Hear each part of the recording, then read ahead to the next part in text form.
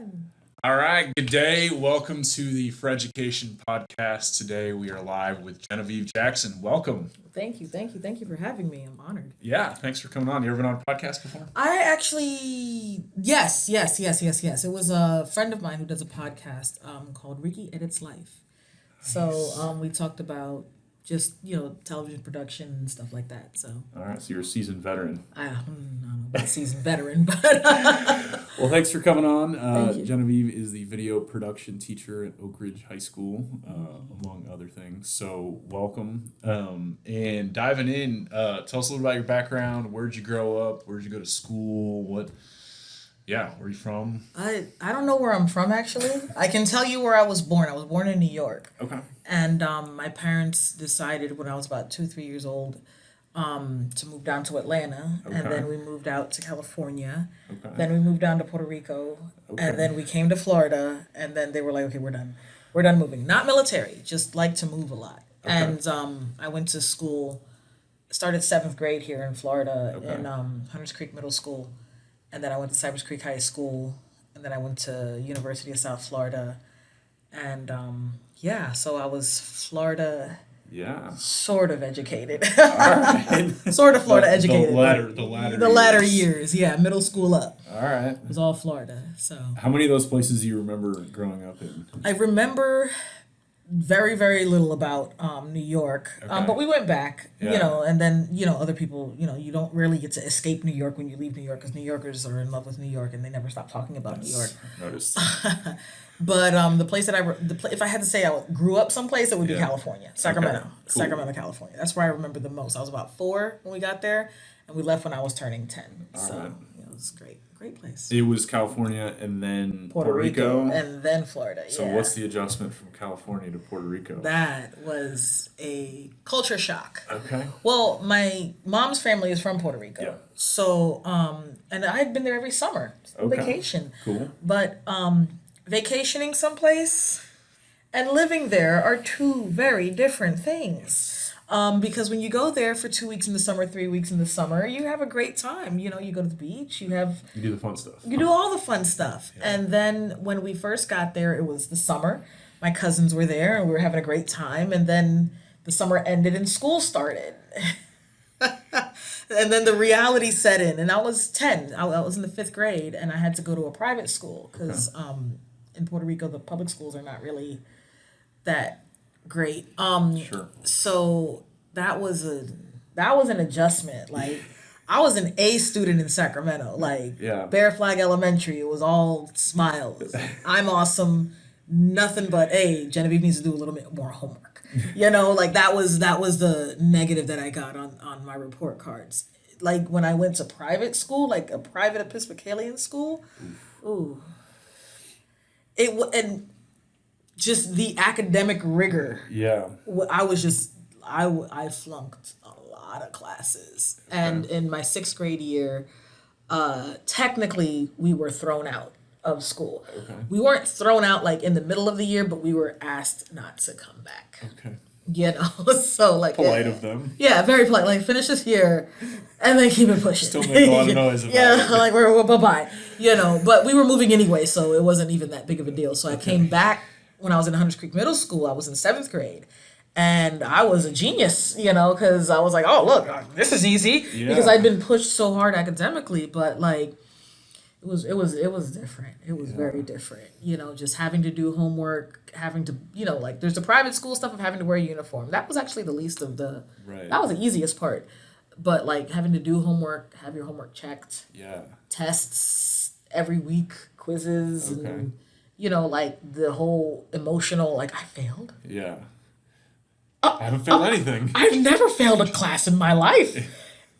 And like you would get detention if you didn't do homework. Oh. Yeah, they weren't playing. Like you would get detention, and I got detention for not doing homework. It was weird. So what did you do? What happened if you like actually did something bad? Oh, you still got detention, but you like Okay. you were like on the same level as like you didn't do your homework, and then it was like old school detention too. You just sat there for an hour. Like Okay. it was horrible. Like Oh. Was school in private school in Puerto Rico, was it in English or Spanish? It was in Both? English, Okay. and that was one of the reasons my parents sent us to private school because it was me and my brother. They didn't want us to. They didn't want us to fail. Like Ironic. whoops, But it was just So there in Puerto Rico there's a lot of English speaking schools. So and they were like, well, listen, we're gonna send you to a private school. You had to test to get in, and I Yeah. tested very low, and the headmaster told us like you tested very low. But we'll let you anyway because I like you, and I'm like, thanks. And, it was all instruction was given in English. And then they put us in a class called special Spanish because the native speakers would take Spanish where they'd learn, Spanish literature and they would Right. keep up their skills in Spanish. For us who weren't native speakers, they would be like, okay, well, you're going to start at a first grade reading level, work with this, learn how to read, learn how to write. And then we're going to move you up to a second grade level, move you up to a third grade level. But they kept up with our written language. But I think they kind of knew, like, listen, you're going to learn to speak Spanish on the street, Yeah. playing with your friends, whatever. So, but like, we need you to read and write Spanish. Yeah. So I think I got to about a third grade reading level before we left. Okay. Yeah, it was great. All right. So then you come to middle school In Florida. in Hunters Creek. Hunters Creek Middle School. All right. Interestingly enough, I lived in Meadowwoods, but there was no Meadowwoods or South Creek Middle School. Yeah. So we had to get bused way, like 20, 30 minutes away in Hunters Creek because that was the only place that was in. It was a brand new school. It had just opened the year before. It was great. And everything looked so like, at the time in the 90s in Orlando, everything was shiny and new and clean. yeah, and empty. And it was just like, oh, wow, this is nice, And, it took a bus, like, oh, I gotta ride to school. I have to take the city bus. Look at this. This is Luxury. nice. Yeah. And then there was like a whole bunch of classes. Like where I went to school in Puerto Rico was just English, math, science, grammar, like here, like, and PE, and like one music class. There was like, do you remember like synergistics? No. Did you go to school?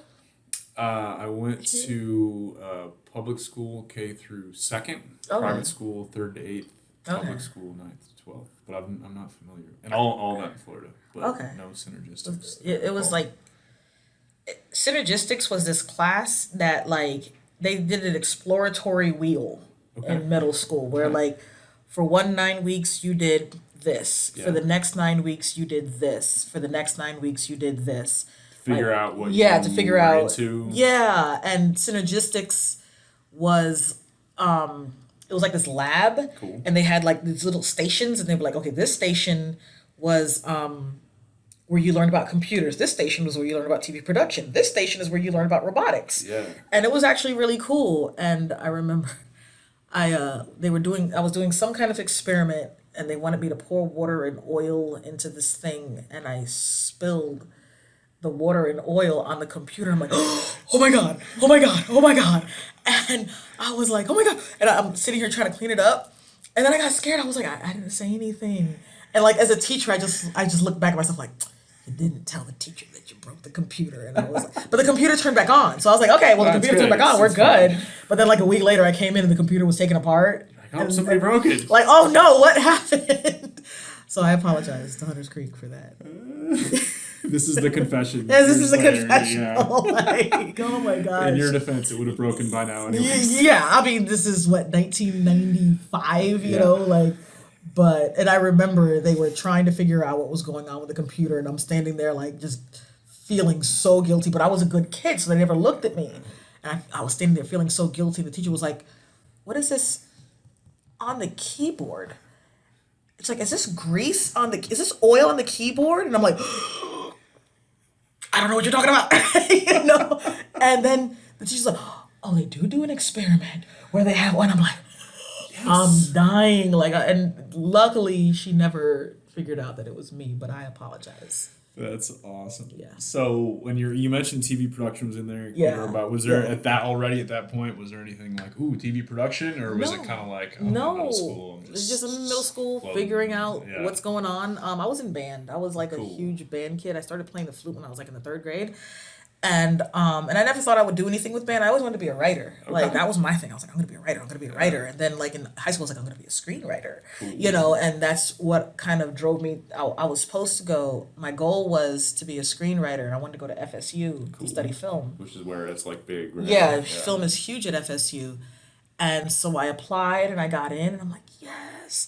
And then I applied to USF, and I got in, and I was like, yes. And my mom was like, apply to UF, and I'm like, no. I'm 2 for 2. Like we're good. Apply to UF. It's good school. And I'm like, mommy, I don't want to apply to UF. Apply to UF. Apply to UF. So I applied to UF, and then like they said, well, if you want to apply for housing, it's going to be an extra $20. Like, okay, let me apply for housing, and then they rejected me. I'm like, hey, give me my $20 back. You could have told me that before. You know, like come on now, like how are you gonna take my 20 for the housing and then reject me? Like the 20 for the application, I get it. Like I get that, but the 20 for housing, like I'm still crunchy. Like with inflation, that's probably like $22 by now. You know, like you could use that. I could use another 20. You know, so but USF kicked in a scholarship. Okay. So I was like, go Bulls. Yes. This is where it is. You know. Tampa, here we go. Yeah. So and that's what got me into TV production because the way the way FSU was, they were film, but USF was journalism. Okay. So they did TV production journalism. So kind of different schools. You're teaching similar but different. Cool. I think UF is journalism, FAMU is journalism, and I think UCF is film. Yeah. You know, so you know they kind of split it up between the state schools. But I had a good time at USF, and we did a lot of TV production projects. We had those old school journalists that were teaching us, you know, the ones that hello, my name is, you know, like, and it was great. When it was very formal. Yeah, when it was, you know, like those, you know, it was not, I don't want to say Ron Burgundy, but because that's a little, you know, that's very spoofish, but they were old school TV people. But it was weird. I didn't get it a lot. I don't think I was a very good student in college, or I know I could have done better in college. Because there were a lot of things that were just not clicking for me. Because I didn't do TV production in high school. I wanted to be a writer. And did they have it at your high school and you didn't do it, or they had it in my high school, Cypress Creek. They had it. I just didn't do it. Yeah, I was stuck with the band and yearbook, and I was going more in the writing direction. And then, so you know, dealing with the cameras and stuff, I was like, cool, nice, but not my thing. And then, but they groomed us in college to work for television news, right as television news was about to make a huge transition. Yeah. So it was different. It was what we learned was obsolete about a year and a half into our careers. Do you think anybody anticipated that in the I don't program, think so. or was it?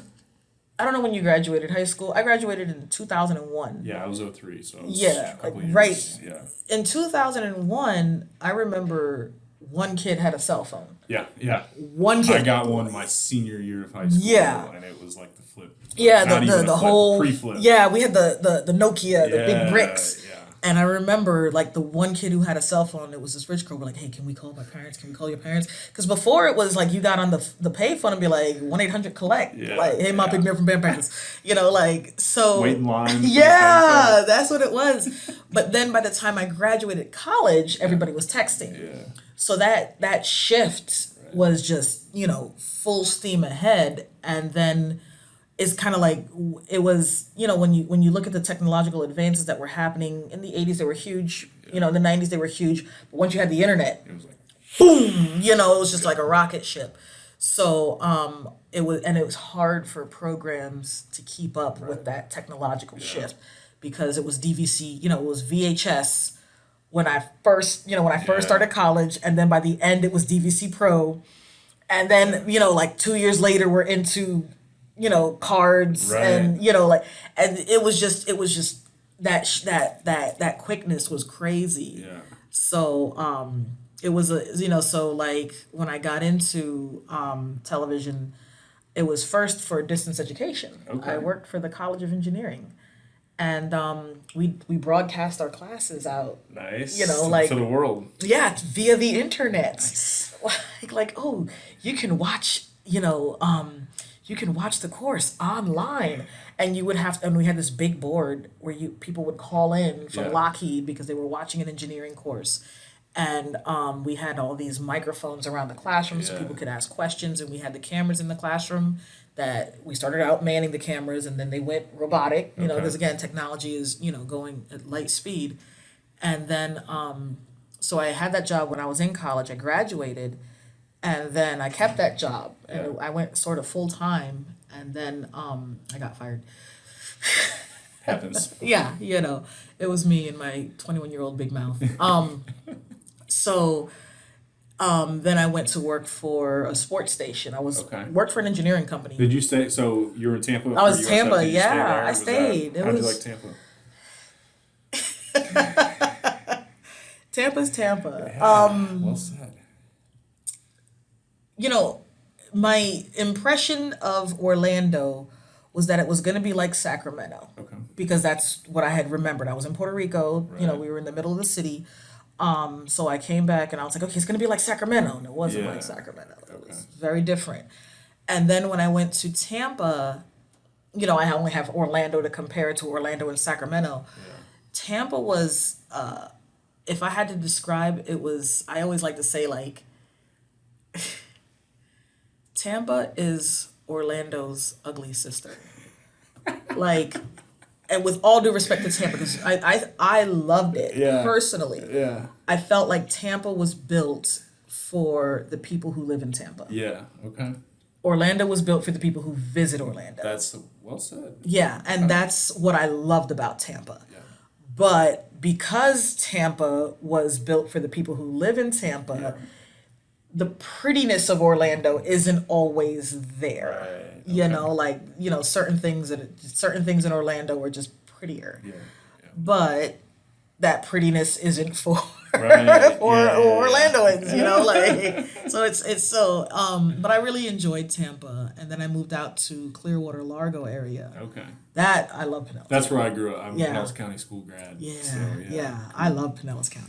Yeah. Pinellas County A is lot of water over there. it's where at. great. Yeah. It's like hiking and biking Yeah, and you can't go beach. anywhere without seeing like an ocean, or a Yeah. Gulf of Mexico, or a bay, or Yeah, some yeah. water. I loved Pinellas. I loved living in. That was Pinellas. before it was cool. Like, Yeah. Before people knew about like, Yeah. St. Pete and Clearwater. Yeah, and St. Pete reminded me more of Sacramento. Yeah, that's cool. That chill, Right, laid back. hippie-ish, laid back beach vibe. Yeah. You know, Tampa I enjoyed Yeah. because it was like, you know, my first foray in freedom. Yeah. I'm an adult. Like, ooh, look at me. I'm gonna go to Ybor. Yeah. I'm gonna, you know, ride the Heartline downtown and do nothing. Ride right back. You know. That's cool. So yeah. So you graduate. So you're working at USF. Yeah. And then you graduate, and then I continued, and then Okay. I moved on to work for Bright House. But you're in journalism, or you're in. I was in distance education, so still Yes. considered TV production.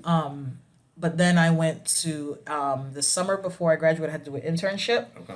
So I was gonna work at this MTV company called Pink Sneakers, and I was like, hey, you know, I'm looking for my internship. I got to do Yeah. it before I graduate. They're like, well, yeah, okay, cool. And I was like, yeah. They're like, we want you to work from 9 to 6, and I'm like, okay, cool, I got you. And it's up in Apopka, and I lived in South Orlando, and I'm like, oh, okay, that's a little far, but you know, I got you. All right, and it's unpaid. Okay, I got you. And it's Monday through Friday, and I'm like, okay, so here's the thing. Like, pause.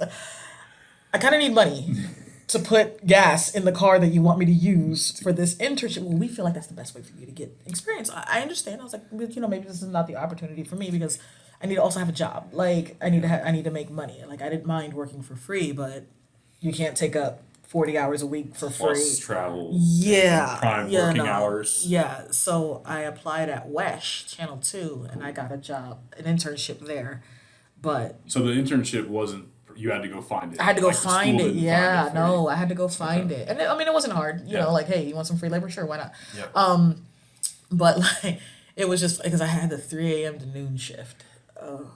So is that like a late night or an early morning? It's the Like, 5 how do a.m. you- news. It's, But like, how do you play that with your day? Do you like wake up at 2 a.m. or do you just stay up late and then you go to yeah, bed? well, okay, when I'm being responsible. When I'm being responsible, I'm in bed by 6, wake up at 2. You know, again, I lived in South Orlando, so I had to drive about a half hour Yeah. up to the studio and then, go on inside. But that 3 a.m. Are there people in that are thriving in it, and you're just kind of, or is like that doesn't work for anybody? I don't think it.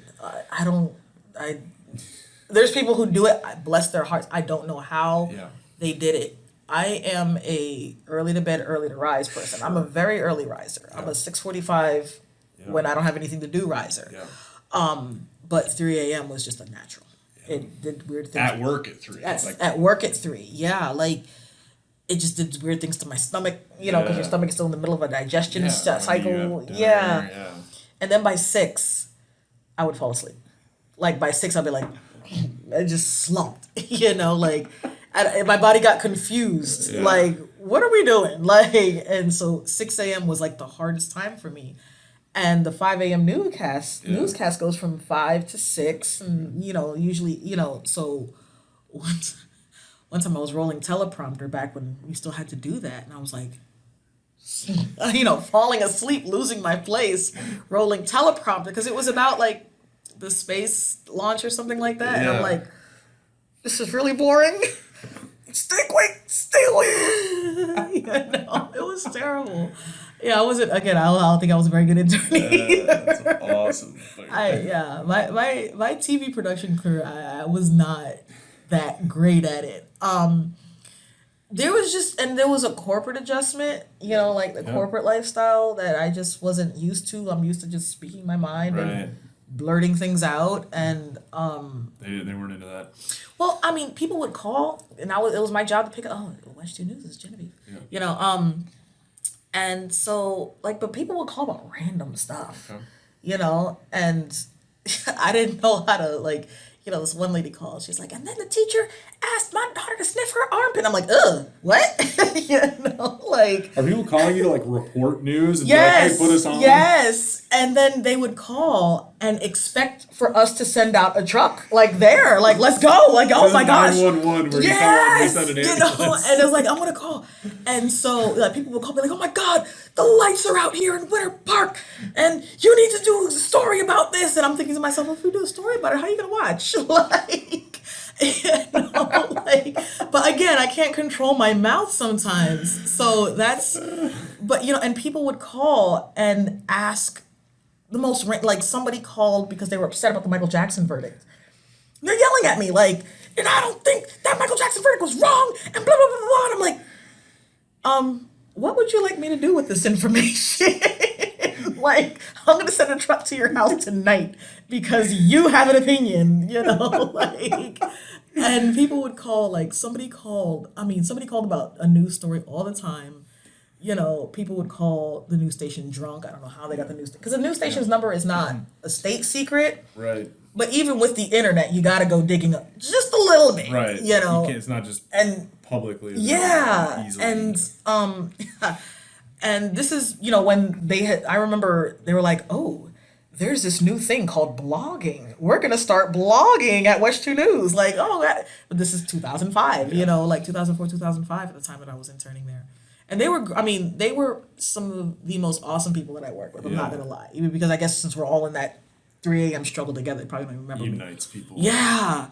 But it was tough. And people got to appreciate news anchors that are up that early. Because I have to be up rolling a teleprompter or making copies. Right. They have to be up being like, good morning, with full makeup and, reading and staying alert. Right. I don't know how they did it. It was crazy. It was times that I was like, oh, you want me to take off my do-rag? See, the problem is 3 a.m.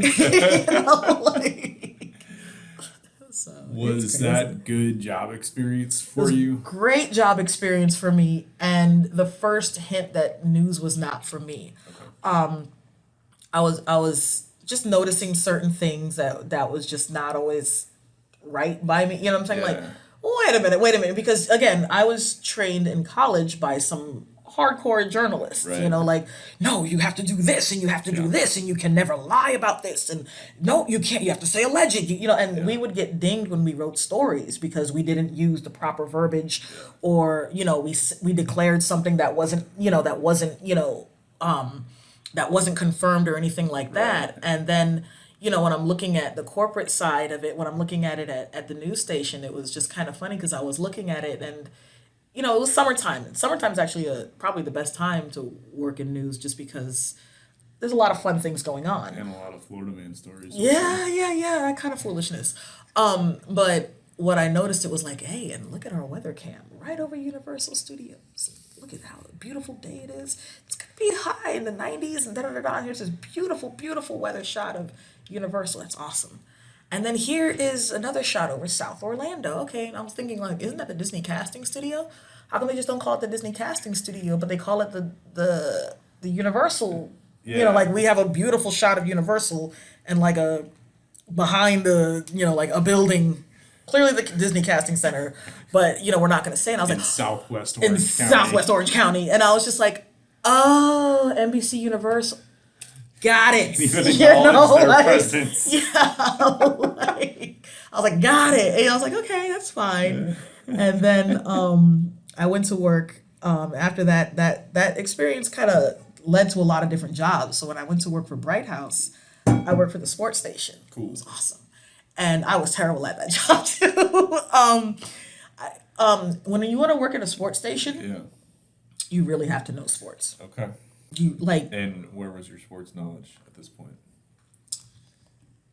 Like, go ball handler, But that wasn't part of the you should know it, but they didn't require it. I Or should have you known just it, slipped and if they didn't ask deep questions, I didn't get into it, and so they were a really great shop. They recorded.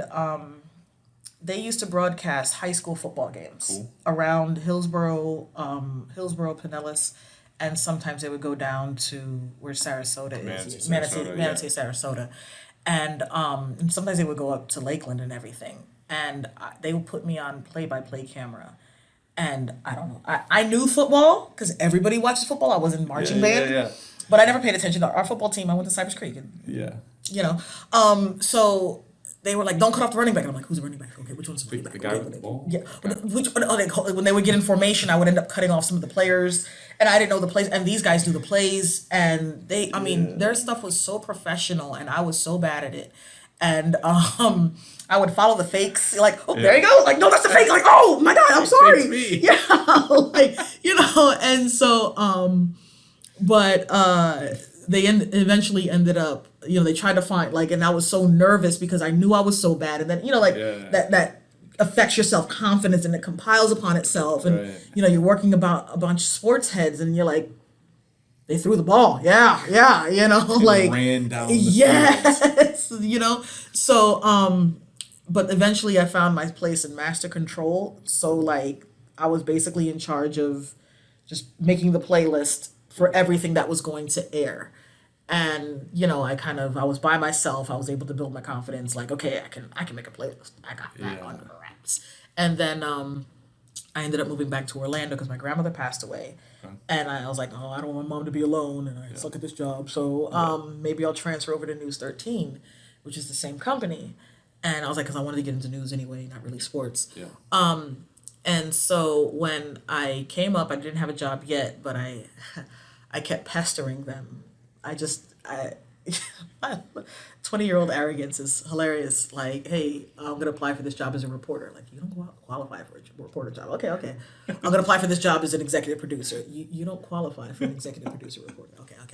I'm going to apply for this job and then finally I got a response like, hey, when we have a job that you qualify for, we will let you know.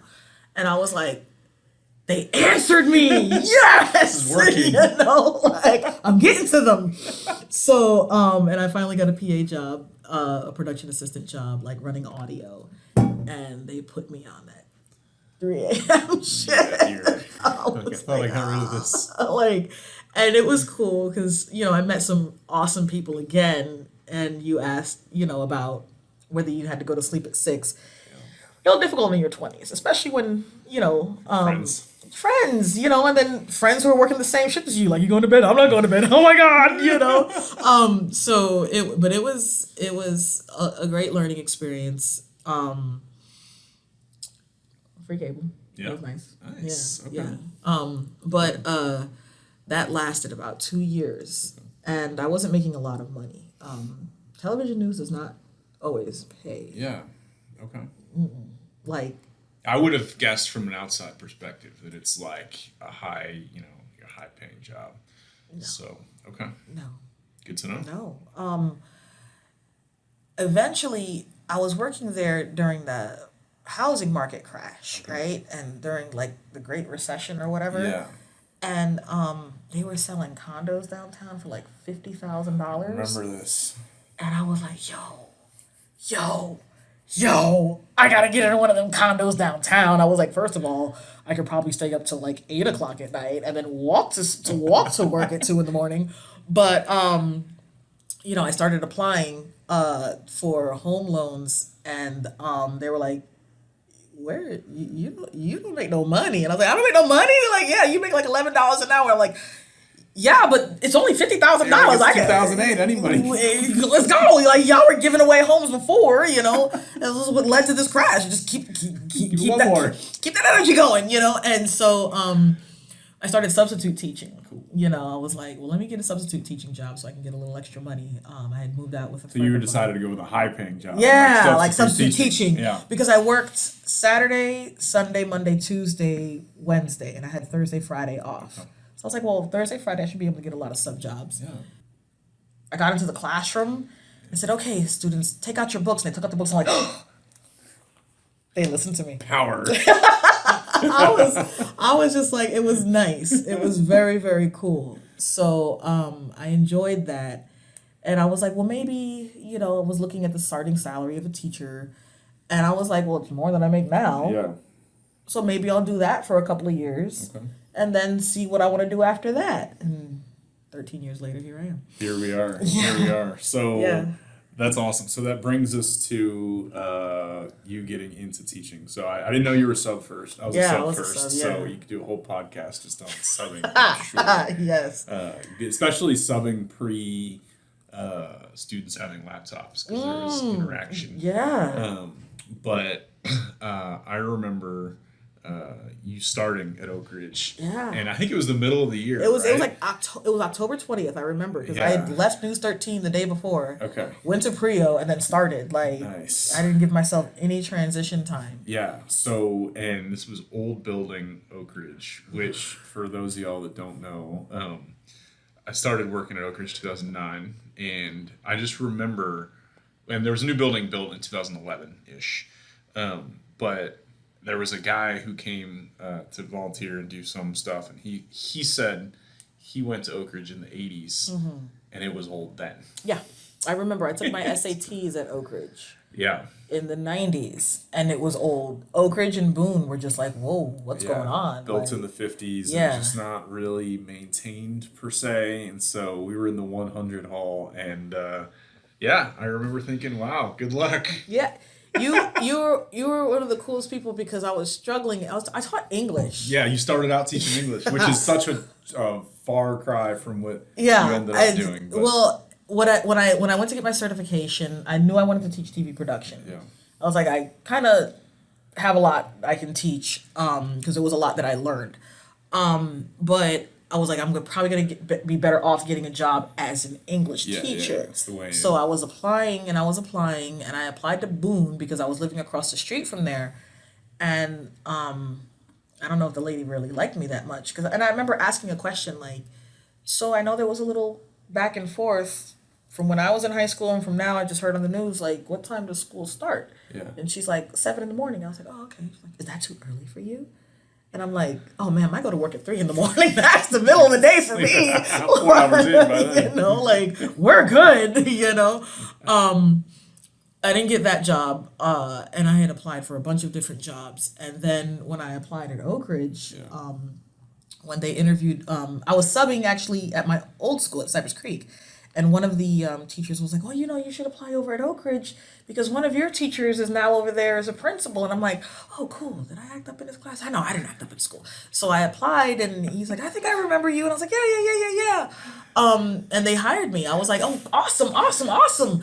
And as it turned out, when I was talking to the person who hired me, she told me, she's like, "We had some weirdos interviewing right before you." I was like, "Oh, see, I thought I was awesome. That's why you hired me." She's like, "No, we had some crazy people interviewing." You were before. just the least crazy. Yeah, exactly.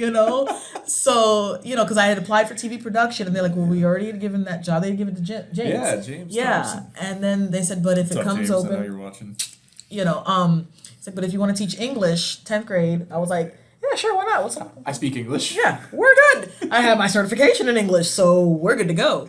So what I didn't know is because the class size amendment it was finally in effect. Yeah. So they had to start leveling classes, Right. and all of the other English teachers had offloaded. So did they let them pick which students they wanted to I think so. cease? I think so, because I'm sitting here struggling like, these kids bad. Why are they so? Why am I struggling?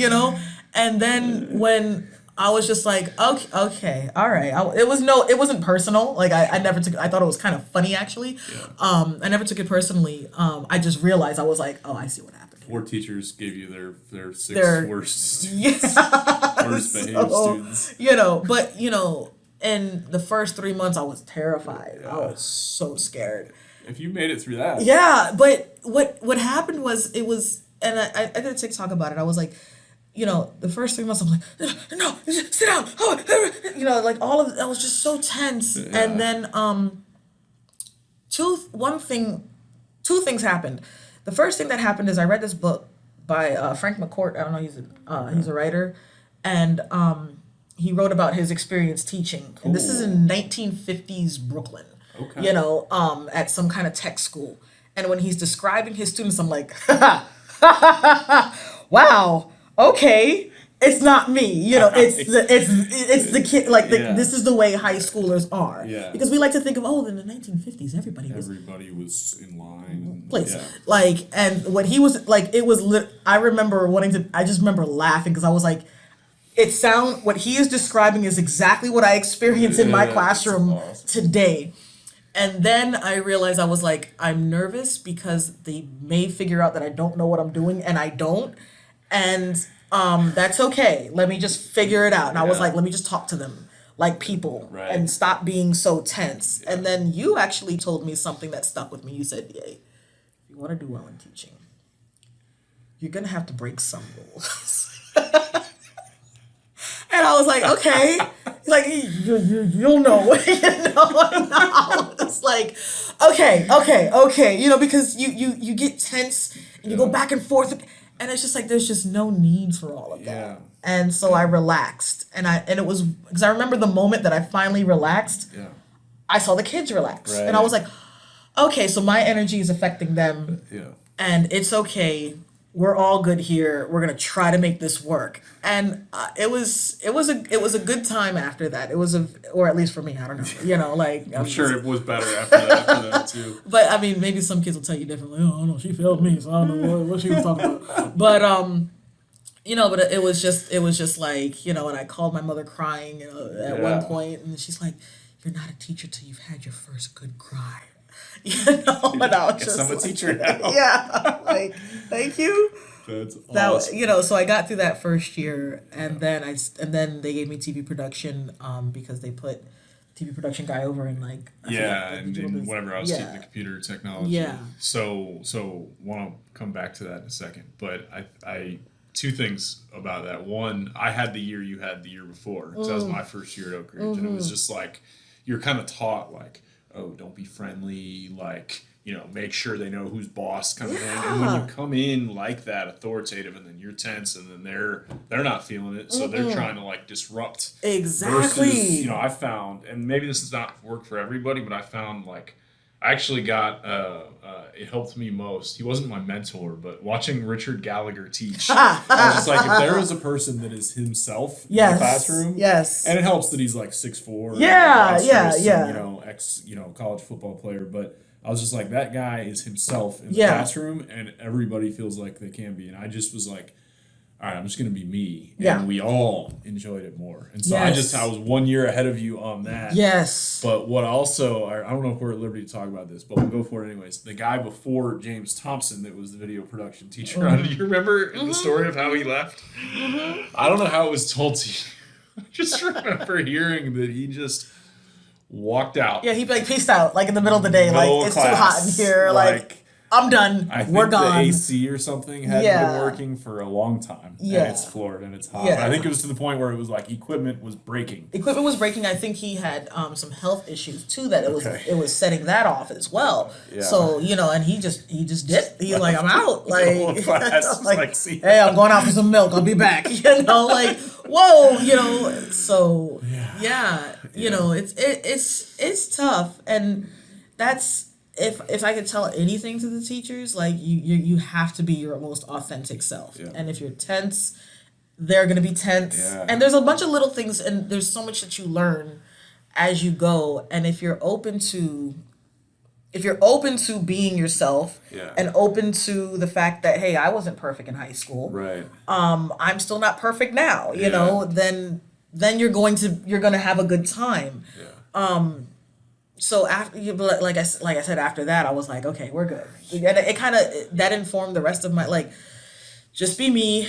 Not saying that you don't ever have to discipline, not saying that you don't ever have to, you know, maybe redirect or anything like that. Yeah. But it's just, you have to, children are people. They're still people. Right. And they want to know that they are seen, heard, and appreciated, you know. Nobody wants to be in a situation, whether you're an adult or you're a child, where you're getting berated for being you, or somebody doesn't like you, you know, like, and even like in situations like, you know, people, well, in the military, it's the military. We're doing something very different here. They signed up for that. Yeah. And also you need to change the way someone thinks.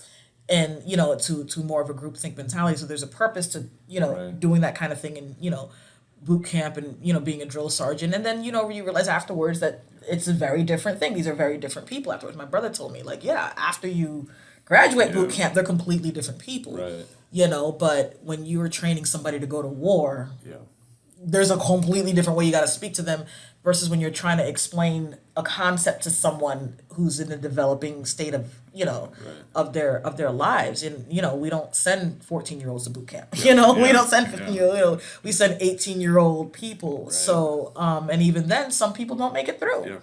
So, you know, and like you said, people tell you all these horrible advice, you know, like you get a lot of bad advice. You get really horrible advice, and then you watch these movies that you end up, like, when you're a kid, you're watching like Lean on Me, and you're watching like Dangerous Minds, and you're like, yeah, Freedom Riders, I'm gonna do that. And then you like watch it, you know, I remember watching Dangerous Minds after I was teaching. I was like, $24,000. They're tripping. What? To teach the baddest kids in the school? They're wild for that, you know, like. Or you watch like what's the one with the comedian Figaro? No, what's his name?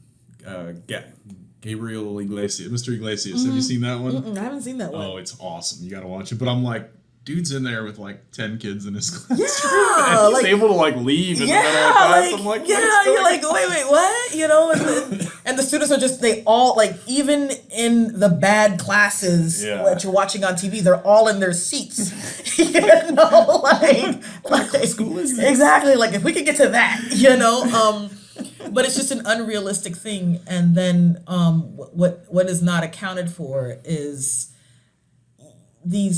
the variety of situations that you're dealing with, you know, the different personalities that you're dealing with, and the fact that you're a human being too. Your feelings can get hurt. You know, your feelings can get hurt, and you can hurt feelings too. So it's really kind of crazy, because you never, you know, there's things, you know, there's mistakes that you make as a teacher, and be like, dang, man, I didn't mean to do all that. You know, like, I didn't mean to hurt your feelings that bad. And, you know, there's you just got to be so. It's a weird. Yeah. It's a weird balance when you're dealing with kids because parents deal with their own children. Right. Teachers deal with someone else's children, and it's different. It's very, very different because there's things you can't control. Like I can control, like a kid has to come back to their parent. Like you don't have to come back to me as a teacher, so you can hate me for the rest of your life, and that sucks. I wouldn't want that. If it happens, it happens. But it's crazy. It's crazy. So you go from pretty much a semester and a half of teaching English. Yeah. In the old 100 hall. Yeah. And then few people experience this, but there was 2 years where Oak Ridge was like half old building and half new building. That was just the most ridiculous thing ever. First part of the new building opened was the office and the media center, and so the whole school, like 90% of the school, was the old building, and there was the offices. So now there's 2 offices at this point because the old office is still there, and there's the new office, and there's the media center, which had the TV production room, yeah. And so we were my class was the computer lab. So we were the first 2 to move into the new building, which was like a 10-minute walk from the old building. Yes. But we were the first 2 to move in, which was awesome. So you go to this brand new, like spanking new video lab with all the. What was that like walking in there? That was so overwhelmed because that was only my second year teaching and first time teaching TV production. So I'm back to my first year status. Luckily, a lot of the students that I had in English came to me and they're like, "Oh, Miss Jackson, okay, we're gonna do that," Because now they got exactly. But I had brand new equipment that I was like, I had to learn so much so quickly, and you've got these brand new cameras, this brand new this brand new that, and then you're missing some things here and you're missing some things here, and I was so frustrated because I didn't have a smart board or even a whiteboard. That's right. Your room was like kind of incomplete. And I was like, oh my god, this is great. I forgot to put stuff in. Did you guys remember? There wasn't even a trash can at the beginning. There was nothing. There was no desks. So I was just like, hey, you guys are gonna like give me desks, right? Like I'm gonna have a place for the students to sit, right? Yeah. Well, there's this law that says that we cannot open up a school before we have everything in place and blah blah blah blah blah. I'm like, okay, cool. And pre-planning comes like, so like about these, we're open. I'm starting to like, I don't know, do everything. So what? The desks. Yeah. We got you. Not gonna happen before the school opens. Okay, great. Like guys, I am hearing the voice of who I think was your AP at this point. I don't need. Yeah, because that's how we talked. And so like I don't even remember who it was, but I was just like, guys, so it's Friday. School starts Monday. I have no desks, and they're like, and then I just stopped hearing from everybody. Like there's no more. Yeah. There was no more promises to be made. So what I ended up having to do is I like the first day of school, I put out the chair. Like they gave me these rolling chairs that were supposed to go in the lab, and I was like, okay, we're just gonna put them down, but I put them in like a beautiful neat triangle that I couldn't keep in a neat triangle because they had wheels on them. And then I was just like, you know what, bump this. I took my students over to the old building because they were ready to tear down the cafeteria, and I stole cafeteria tables. Oh, I repurposed the cafeteria. They were gonna demolished. Because we already had the new cafeteria. So so the students used cafeteria tables. So in a brand new building, brand new computers and video equipment. 1960s cafeteria tables. And I was just like, and then the gum starts to fall off the bottom. I was like, okay. And then there was still no smart board, so I'm projecting onto just a old wall. School projector? No. They put a projector there, and there was a plug for the smart board, but it wasn't. There was just nothing there. Empty. So I was just like, okay. I think my room was like that too. I remember it was you would just project onto the wall, and it was a white wall, like okay. But then, so I was navigating, and then they had that rule. Remember, they're like, don't bring any old furniture from the old building over. That was a very serious rule. Like, okay, but you didn't give me any new furniture in the new building, so what do you want me to do? Because the students need a place to sit, So it was funny navigating all of that, and then I'm dealing with, I'm literally unboxing new equipment with students. Expensive stuff, and I'm like, open it up. okay, take out this plastic. Okay, and we just wasted so much time. It was like one of my just so regrettable, and it was so different, and I was just trying really hard, and then I had to learn the equipment too Yeah. because it was new from what I had used in Right. college. Like, oh, we have these SD cards, and I got to Yeah. plug in this camera, and I got to figure out how this works, and it was such a great learning experience, but so frustrating because a lot of people, kids are out there, and they're ready to go. And you there's know? nobody like you're the only I'm the person, only person. in the building. That The only person in the knows- building. I am the only TV production teacher for miles. Yeah, yeah. There's no other TV production teachers around here. And there's probably not any using that equipment. Exactly, because I'm the newest build. We're the Figure it newest out. build. So I figured out a lot of stuff, but Nice. it was crazy. And there was certain things I had to buy out of my own pocket. I was Yeah. like, okay, well, I need a bag to run around with these cameras. These are $10 each. We'll just get 10 of them. Let's go. I'm not gonna Yeah. devalue a $10,000 camera. Exactly with whatever, and but then I just kind of, as I grew, as the program grew, we got desks, even though I asked for tables, and then I went and I repurposed tables from the media center. I pulled some things out of the old Yeah. campus as well. And then I found that they still had the old TV production studio out, so I repurposed some of that equipment too, because there were certain things that were still good. I Yeah. don't need the cameras and stuff; those are obsolete. Yeah. But C stands and Right. Rigs and all of that good stuff. Non-electrical equipment. Yeah, that stuff was still good. So some lights were still there. I was like, oh, softbox, that's mine. So it was kind of crazy. It was that first year was wild. And I remember you had kids involved at football games, at yeah. sporting events, Yeah, with they the wanted to- equipment. yeah, they you were wanted to very do- good about delegating that. Yeah, and I got so tired after that. Because you had to manage it. Because or- it wasn't. I can't send you with a $2,000 camera to a football game and not be at that. just put it back in the room just afterwards. Give it to so and he'll be all right. No, I had to be Keep there. it over the weekend. Yeah, and then after a while, I was like, I remember asking the principal, I was like, so I'm at all these games, right? And the coaches are getting paid. Let's go. What are we doing? Because Yeah. I'm still giving up my time. Right. And then after a while that kind of died out and the thrill was just gone. And you can't it's not really a sustainable It's- work. 'Cause it's- now you're it- at work at 6:30 in the morning until 10, 6:30 11 at night. Exactly. Yeah. And then especially when we were having football games at this old stadium and then it's trying to return equipment to the new building that was Yeah. halfway through and the building was still halfway into construction. I had a kid jump the fence one Blowing through time. construction zones. Yeah, it was insane. Don't ever do that again. Yeah. OCPS, don't ever do that again. The station, the work building it partway. No. Build it, finish it, furnish it, then have everybody move in. That whole half and half thing was just not the move. That was just not the move at all. Having Yeah. kids walk through a construction zone, hey, Yeah, the fence was there, but it didn't keep everybody. yeah. So that was 2011, and you got all this 2011. brand new stuff, Yeah. which obviously 12 years have gone by. It's not new stuff anymore. So have you gotten new stuff since then, or is it how does what are you working with now? Because video's changed a lot. Videos 12 changed a years, lot. I imagine. Luckily, thankfully, as opposed to college, the stuff that I have from 2011 still works. Cool. Knock wood. The students actually very good about taking care of it. I see little dings on it where they dropped it. Right.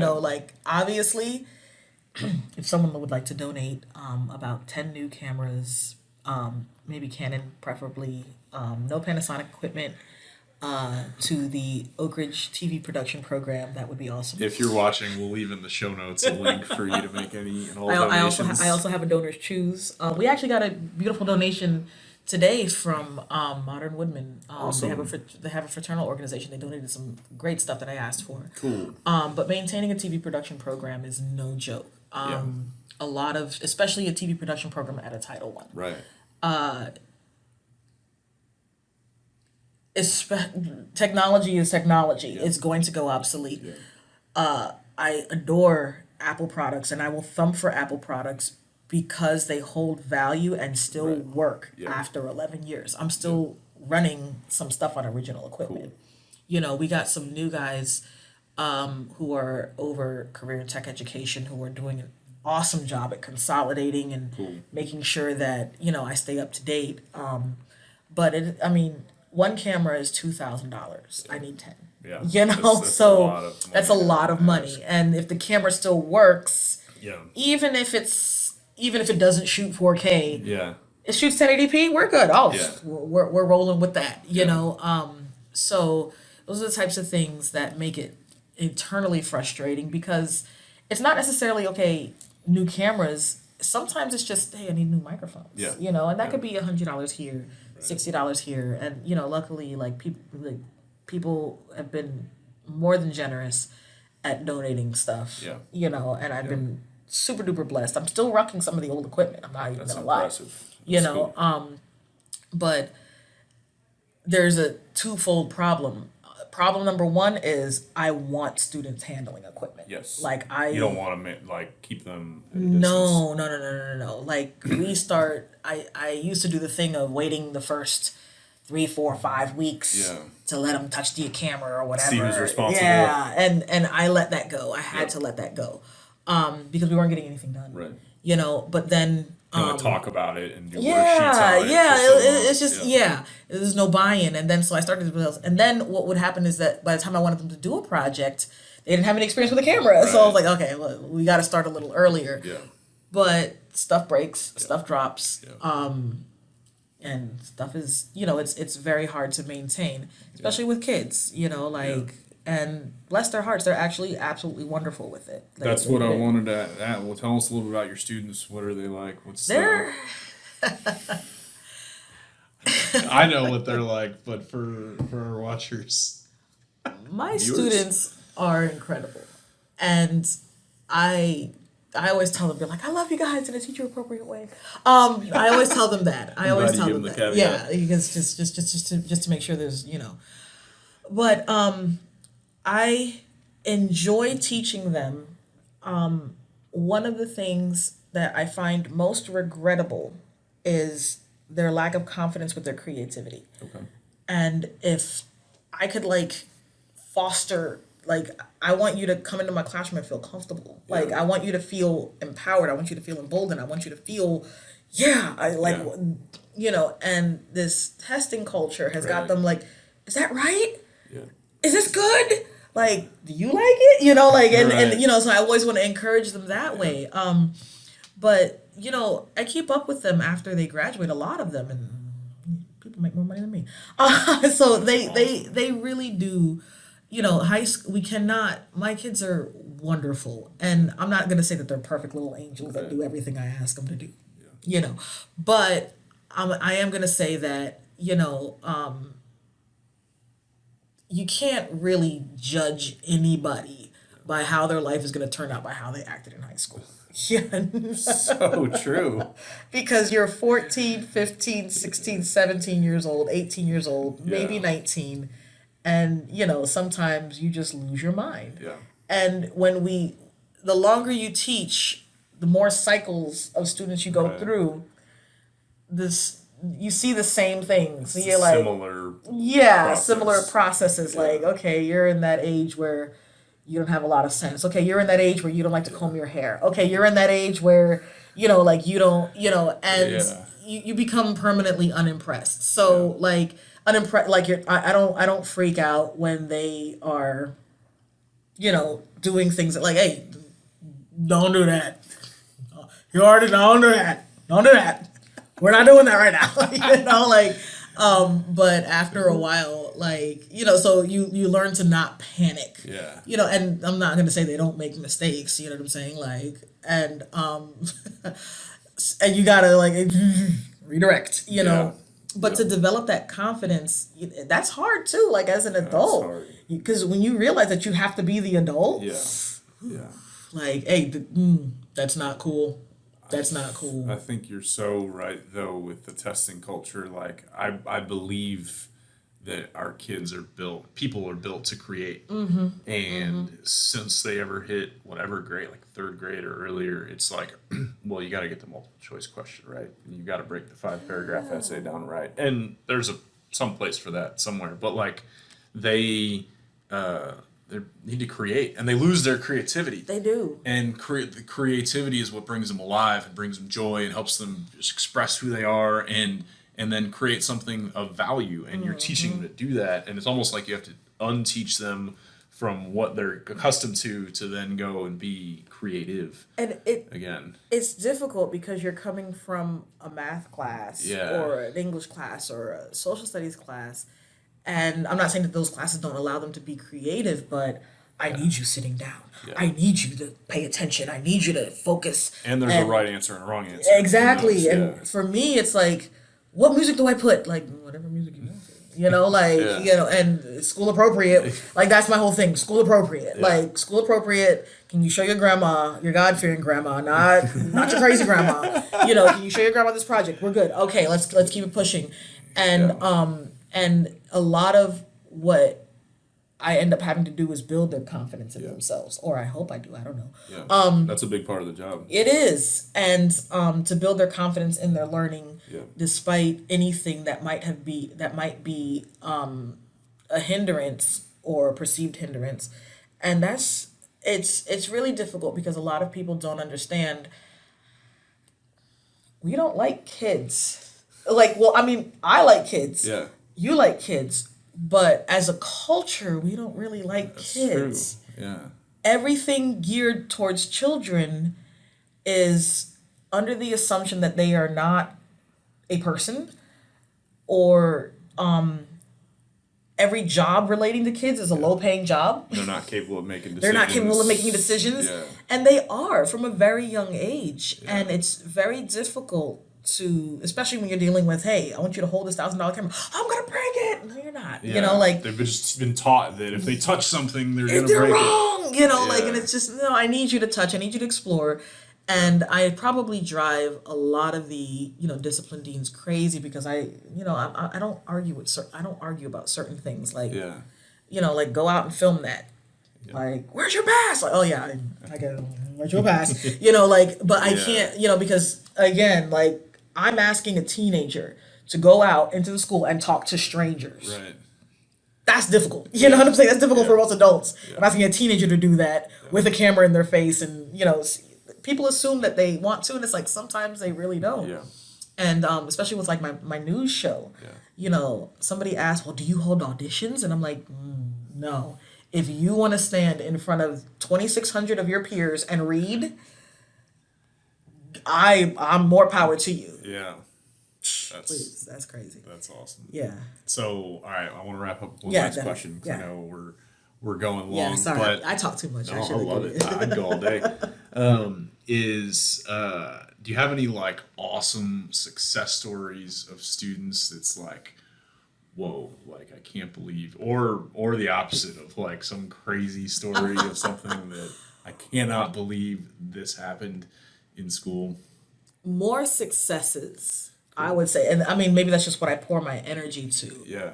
So many kids have persevered over some really difficult situations. Yeah. And to see students who weren't necessarily the strongest students in high school graduate from Yale grad school, like, I see you, like, cool. And, students who were struggling because of their legal status, going on to medical school, these are the types of things that I wish people understood. Yeah. Like, I mean, even the other day, a couple months ago, my fiance's car broke down on the 417. One of my students owns his own tow truck company. Like, oh, geez, okay, great. Yeah. He's like, do you remember me? And I'm like, your face looks familiar because, they grow up. Right. So you're looking, you're thinking you're looking at 17-year-old, like, I'm looking at a man now. Yeah. And then he's like, I didn't really do that well in your class. I'm like, I do remember you. And he didn't do well in my class. But I don't ever think, oh, you didn't do well in my class, you're going to be a failure at life. In life, right? No. You are towing me and my fiance off the interstate right now. Thank you. And owns his own body shop. Cool. Students who are in HR positions, students who are doctors, students who are studying law, and even students who are parents. I look at them on Facebook, like, oh, look at my kids, and they're like great parents. And it's like, look at you. So I mean, awesome. out of all of them, and after years, you teach thousands upon thousands of students, and especially without the class size. Now it's gonna just up the numbers, just shove them all in there. But they all turn out okay. That's cool. They all turn out okay, and even some of them who might like if I have one or two that didn't go on exactly the right path. Against 1,000 students, that's actually a statistical probability. You know what I'm saying? Like, and it wasn't you. It wasn't me. Like, it wasn't like, oh my god. And even then, we have to look at the whole person. Yeah. We can look at like what were the situations that led that student to this, and sometimes it's stuff that it's stuff that once I'm not a teacher, I want to tell get all the tea about what some kids have gone through, what some kids are facing. And how the majority of them turn out okay. Like the overwhelming majority of them turn out okay. And they may not think so. Right. They may not think so, but from looking at them from when they were 14, 15 years old, and now that they're in their, their late 20s going on to their 30s, like, nah, you're good. Awesome. Like, I know you didn't light the world on fire, but from where you were before in high school, but again, you can't judge them off of where they are in high school. So, because they're still growing, they're still developing. That's a really good word. Well, thank you so much Thank for coming on the show. This has been awesome. If you want to help support Jenevieve Jackson and the Oak Ridge High School video production program, Donors Choose, you'll give me a link for definitely. If people want to donate cameras and expensive equipment. Yes, that'd be awesome. Yes, that'd be great. Cool. Awesome. Well, maybe we'll do this again. Definitely. But thank you so much, and y'all have a good one. Take care.